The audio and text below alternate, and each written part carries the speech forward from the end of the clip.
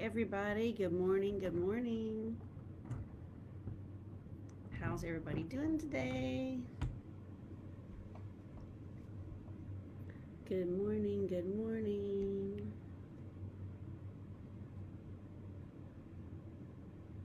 Good morning. Good morning. How's everybody doing today?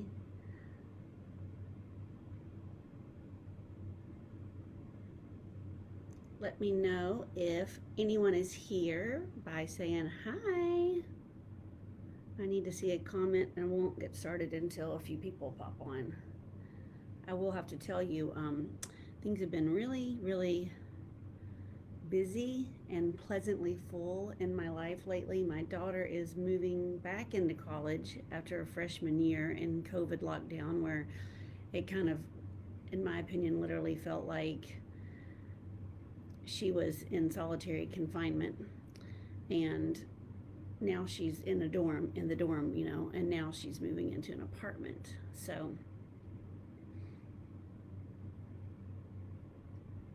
somebody let me know they're here by saying hi. I see 4 people are on. It says I have 4 viewers. So that's enough for me to get started. So if y'all can pop a little hashtag live so I know that who's watching it live, and then if you're catching it on the replay, put a hashtag replay. That will be fantastic. I love knowing who's catching my replay. Hey Sheila, hey Katie, yay, okay, awesome. And hi Pat. Also, if people, anytime you want to pop a question in there, I'll always come back to them afterwards and I will get to every single question. And also, it kind of helps me plan my future lives, okay? So, hey everybody, my name is Dr. Cindy Stark, and I am the creator of Reclaim Your Health and Life. It is a 12-week transformational program where we completely transform your life from the inside out, starting with reclaiming and mastering the matter between our ears, also known as our brain. I realized a long time ago that one of the things keeping me most stuck in my life and what I most wanted in my life and my marriage and my business was just my mindset. And so I spent my whole life really trying to find ways to master my own brain matter. And so once I finally found something that worked, I'm bringing it to y'all here. So I just can't tell you how happy I am that you guys are here with me this morning. And what we're going to be talking about today is the number one thing that's keeping you stuck in your trauma. And a couple of weeks ago, I talked about what is trauma and how do we heal it and how to train your brain. And then before that, I did how we store and process emotions, and then how to get out of overwhelm. So if you didn't catch any of those last 3 lives, that's a really good background as to what I'm going to be talking about today. But basically, how I see it is that we all have trauma of some type in our life. I don't care if it's something that some friends or teachers said to you when you were in grade school, or whether it is some terrible generational sin or limiting beliefs that your parents put on you. I literally know my kids have friends from all over, and some parents it's just terrible what some parents will put on their children, that they're not capable of this or that or the other thing.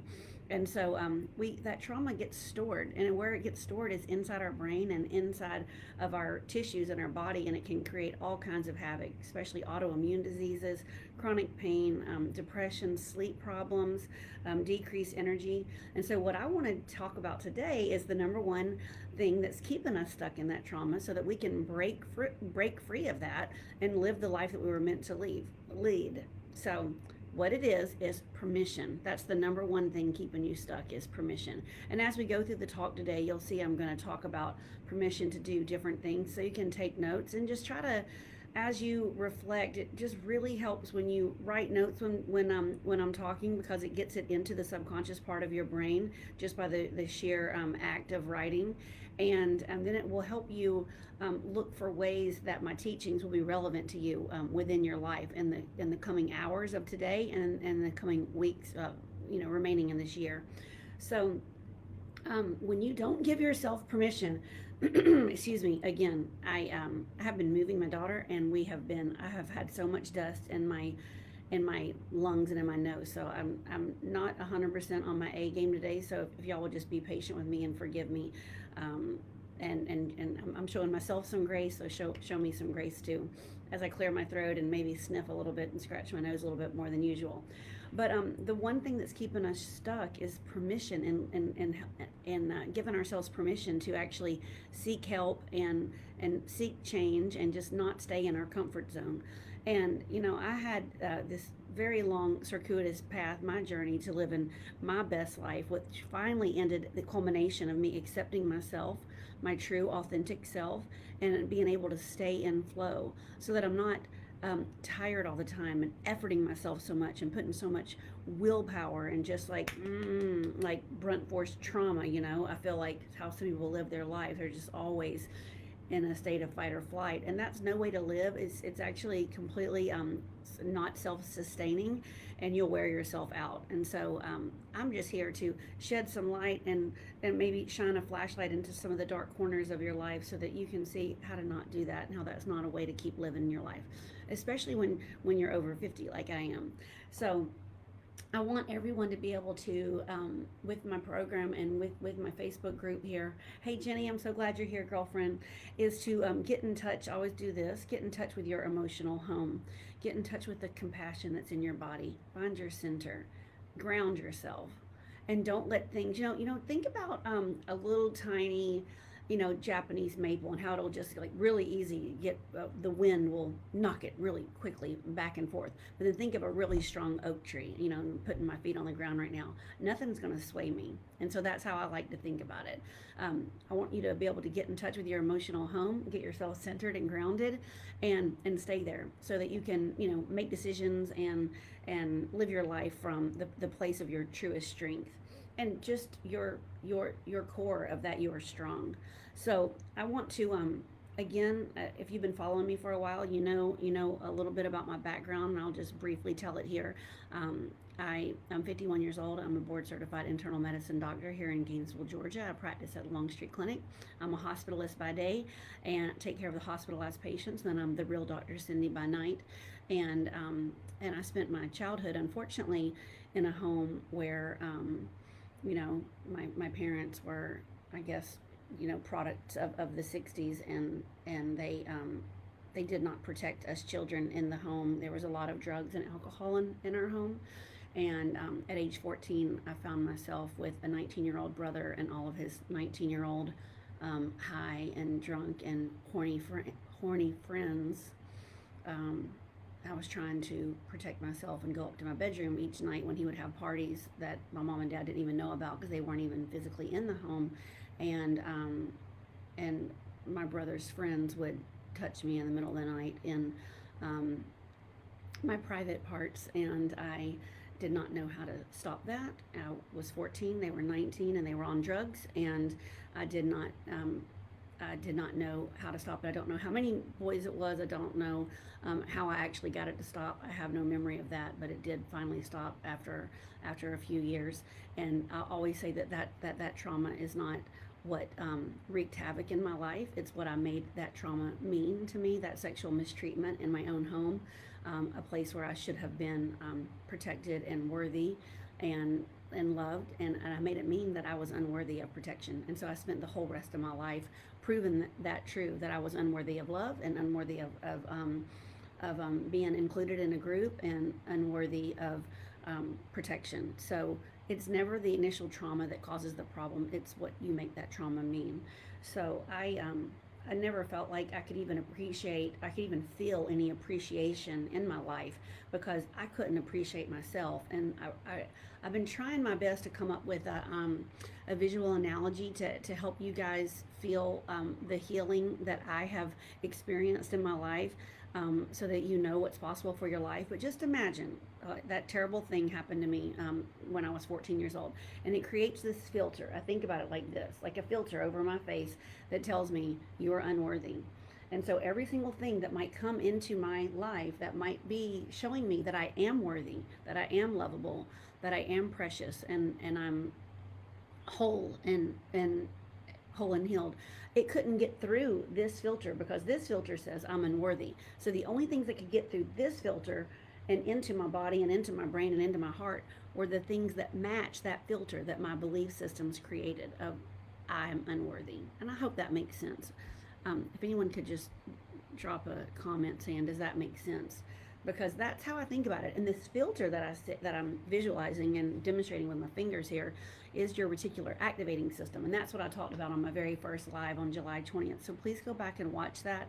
It is what it is the filter that creates every single thing that we see in our life. It is made up of all of our belief systems, from our parents, our religious programming, parental programming, societal programming, friends programming, and that's what created that filter. And whatever that filter is, that is what it reflects back to you, kind of what your whole entire life is going to be like. So until this filter gets cleared out, no matter what you do, and this is 96% running the show, that's your subconscious mind, your reticular activating system. If you don't clear that out to be gone, then you're not experiencing what's really truly in your life. You won't attract and maintain the love that you want, the health that you want, the sleep that you want, the body that you want, the friends that you want, or the job that you want, because it's not matching what's on the inside. So you're physically unable to see it. So I hope that makes sense.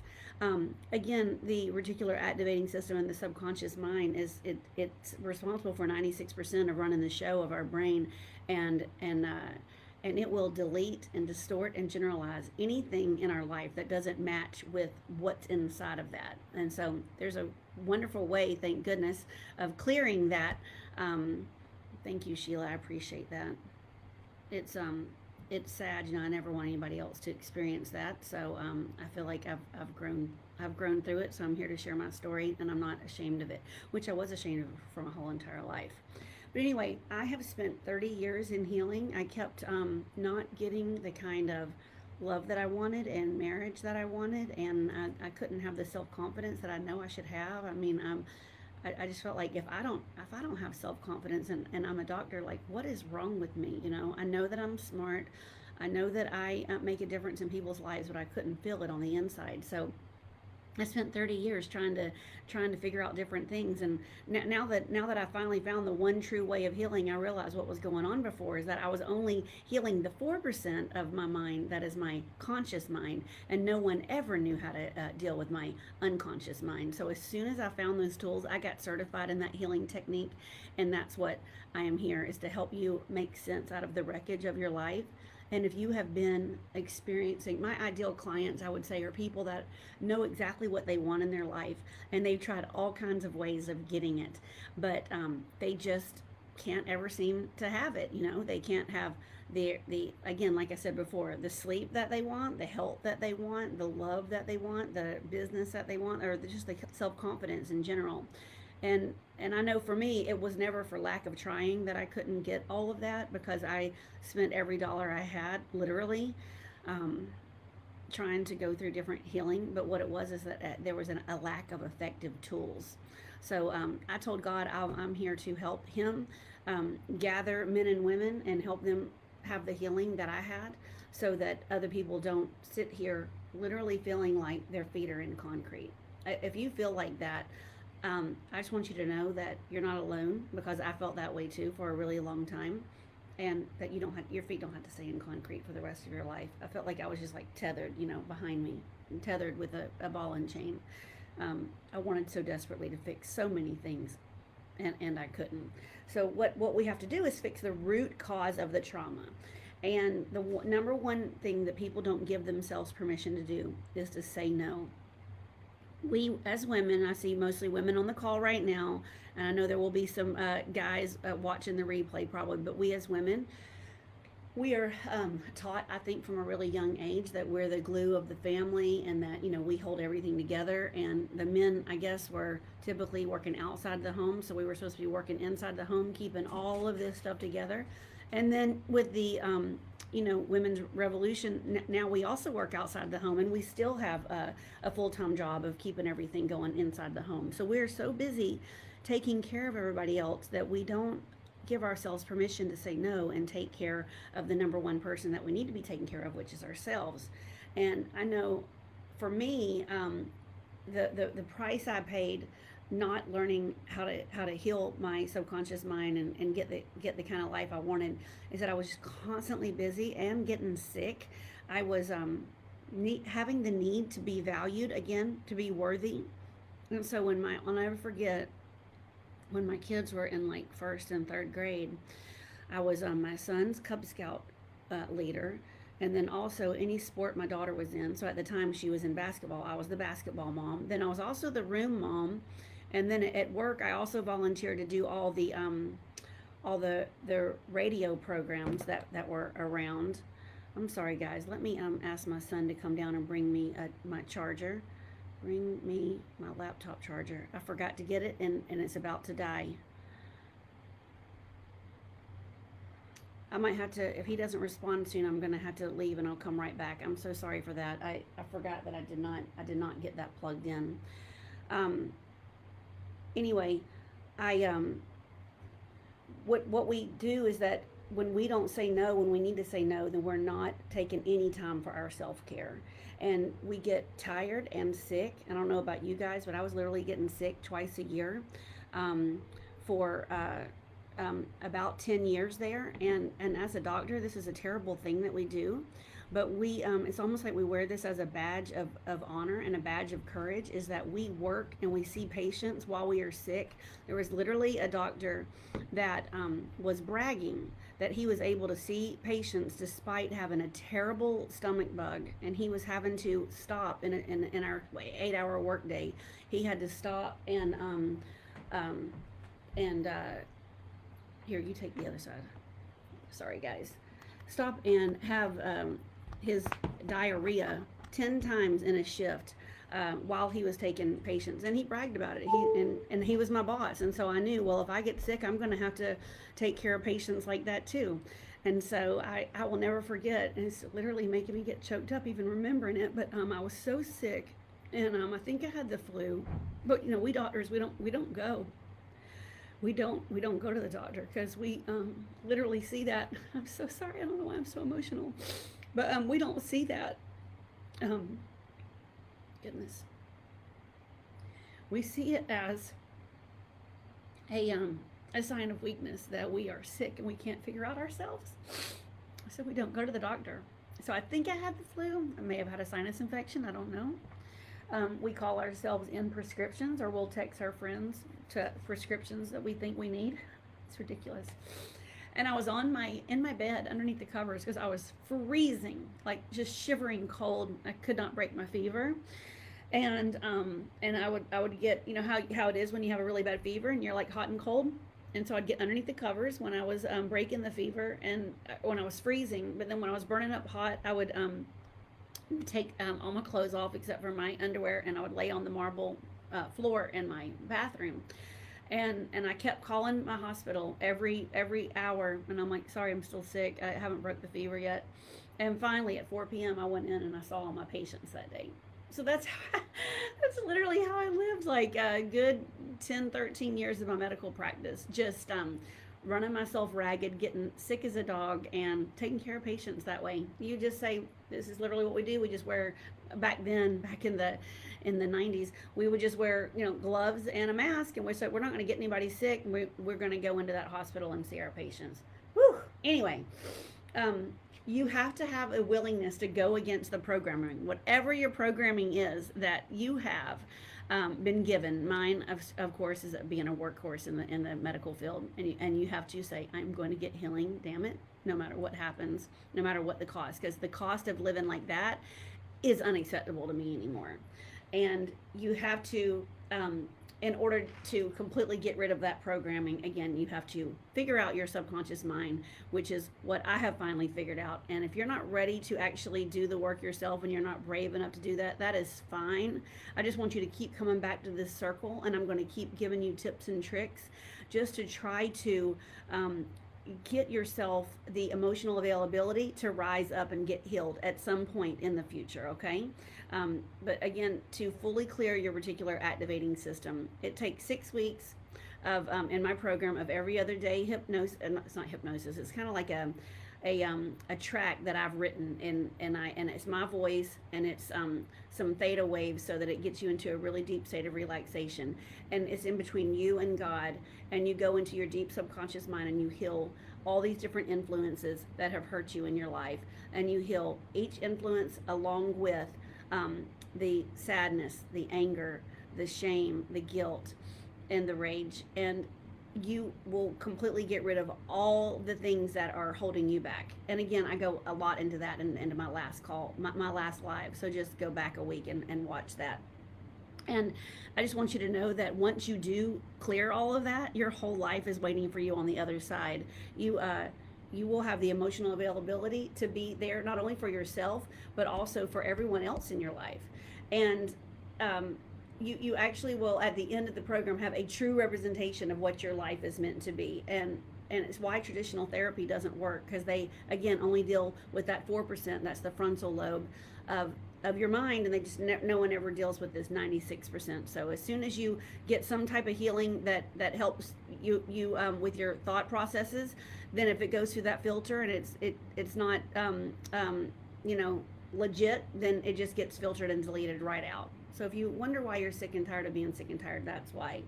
So I want you to just know that you do have the permission to be yourself and own every single part of yourself. It is there are so many opportunities waiting on the other side of you saying yes to yourself. And I want you to know that, as Americans, I know I say this often, but I think the biggest thing that is so wonderful about being an American is that we are free and we have the freedom to make choices. And when you're stuck with a mind that is not kind of going with the program of what you know that you want in your heart, there's like this 13-inch journey to go from your mind to your heart, and you know good and well what you want in your mind, and your heart just won't let you have it. That's when you have the true lack of freedom. And we as Americans don't like to be, told no, and you should have the choice to have whatever kind of life you want and the freedom to have whatever kind of life you want. And I don't want you to ever think that you have to keep chasing and hustling for worthiness. And I just think, again, as women, we are people pleasers, and if you can see, there's plenty of love around you, but you're not experiencing it, then you just know that you have a blocked up filter, and you're not feeling it because it doesn't match that filter. And there is a possibility and a method of clearing that filter so that you can actually experience all the love and opportunities around you. Another thing we don't give ourselves to do is permission to change, because change it takes us out of our comfort zone. And you're like, what would healing look like? How would I be if I didn't have this robe of shame and guilt and unworthiness and victimization, like a cloak wrapped around me? Change is not safe. That's how our subconscious mind sees it. So you have to override it and just give yourself permission to say yes. And then I'll walk you hand by hand. I usher you into the best version of yourself. And again, if you're not ready to do all the healing yourself, then just keep coming back here, and I will keep giving you that support and love and compassion so that you can make it eventually, okay? There is so many people in your life that are just waiting for the best version of you to rise up so that you can be there for them. And I know that you know this, but taking care of yourself is an inside job. Another thing that we don't give ourselves permission to do is just to be free. We are so busy being busy. It gives us all these excuses not to work on ourselves if we have to be here, there, and everywhere. And you know how it numbs you up so that you don't have to feel what's going on the inside. I just want you to know, in case I'm the first person to tell you, your worthiness does not depend on whether or not you have a husband or what's going on in his life. It doesn't depend on your bank account. It doesn't depend on your kids and whatever it is that they are accomplishing in their lives. Your worthiness is inherent, and it's God-given, and no one can take it away from you. And the work that my women do in my program, the healing that goes on is between them and God, so that no one can take it away from them ever. No guru gave the healing to you. It's something that you give to yourself, so it's yours forever, and it's such a beautiful thing. Um, Another thing we don't give ourselves permission is to spend money on ourselves. We like to, and again, this is just how I see it. If y'all disagree with me, just type it in there. But I think that we, especially me, I can say it. I don't know if it has anything to do with me being a woman or what, but I love to spoil other people. I love to spend extravagantly on my mom, my nephews, my sister, my kids, and my husband. And I don't. I think that sometimes before my filter was cleared, I wanted to spoil people so that they would need me. Because if we if someone didn't need me, and I was all alone, I feel like I would have to face that internal wound again of abandonment that I felt as a little kid. And so I just wanted people all around me that needed me. I'll never forget one time. There was a neighbor that lives a couple of doors up, and it was one February. It was like in between December and February. And you know how everything that you see, back then we had magazines, you know, people really don't even, does anyone look at magazines anymore? I don't know. But there was that Paula Deen had a white chocolate peppermint cake. And this cake took me $50 and about 6 hours of time to make. And I was loving making those cakes for everybody. Like lady up the street, she was like 80 years old at the time. I made them for all the teachers. And I just loved all those compliments and loved people just, you know, it was like either a Christmas or Valentine's Day thing because it was all red and white, had crushed peppermint canes on top of it, candy canes on top of it. And my husband one time, he just said, Cindy, he said, why are you making all these cakes? I mean, you are not spending any time with this family. I mean, it's like this precious time, you know, in between Christmas and Valentine's Day. And I said, I really didn't even know why I was doing that, why I was spending so much time and so much money. But again, I look back onto it, and I think I just wanted people to need me. I wanted to feel valued, and it was just a desperate way that I could do something so that other people could need me. And again, it made me not have to face my abandonment wound. And the bottom line is that if your comfort zone is a belief system of feeling like you're not worthy and you're not lovable, I want to give you, my invitation to you is this: I want you to give yourself permission to trust yourself. Your unconscious mind it kind of runs this show of chaos back there in the back of your mind, and you don't even know the havoc that it's wreaking in your life. It's it will make you paralyzed and indecision. And I just want you to know that to become powerful is to be able to act. All right, so if you're not acting and you're staying in paralysis, okay, that's the opposite of power. And with power comes true freedom and choice.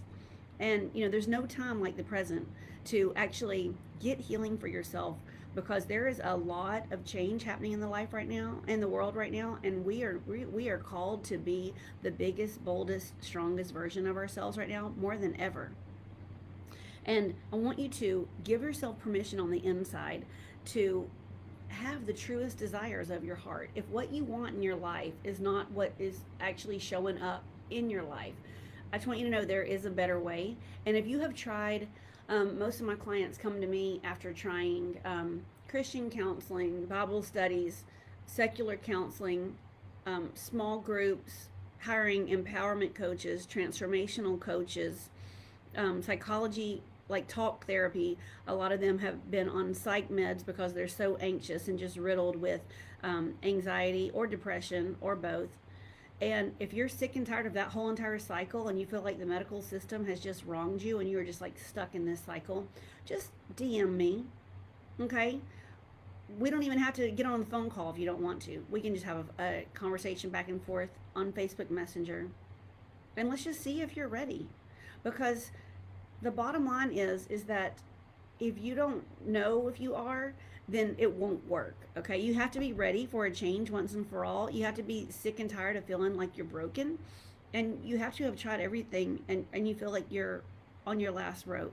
and you still, at whatever age you are, don't feel like you can trust yourself. And that's when I can help the most, because I clear it once and for all. And every single one of those programs you've been to before, you can go back and do them again, and you can actually reap the rewards that you were supposed to reap the whole time. It's just a wonderful thing. It's just like you're starting from a fresh slate. When you keep on numbing yourself with the busyness, it's just like a slow death, okay?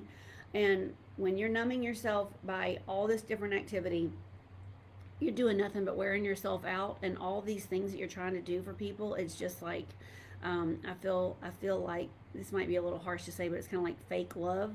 You're just doing things for the sake of doing them. So if you're ready, if you're truly ready in the next 3 months to have a different life, like I said, DM me, or book a call. I'll drop the link to my calendar below. It's like a 45-minute call. I call it a readiness call. It's just to see if you're ready for a change. And if not, again, I want you to continue to come back here and prove to yourself over time that you can get ready and you can be brave, because when you get true healing, it'll pay you dividends for the rest of your life. Your kids and your husband, if you have one, and all of your friends and every experience in this world is waiting on you. So you can go to therealdrcindy.com. That's my website, or therealdrcindy.com/apply, and that's how you can book a call with me. But it's been my pleasure talking to you today about the number one thing keeping you stuck in trauma. Next week, on August 17th, I'm going to be talking about self-sabotage, and followed by that, on August 24th, I'm going to be talking about perfectionism and why that's such a trap. And so set your calendar reminders. I'm going to go in there and actually invite people to this, so it'll give you reminders. I didn't do that today, again, because I've been so busy with Operation Move Jessica back into college. And so I apologize for that, but I'm so glad for the ones that were here to catch me live. Again, write #replay if you're catching it on the replay, and I'll talk to y'all soon. Have a great day. Love you guys.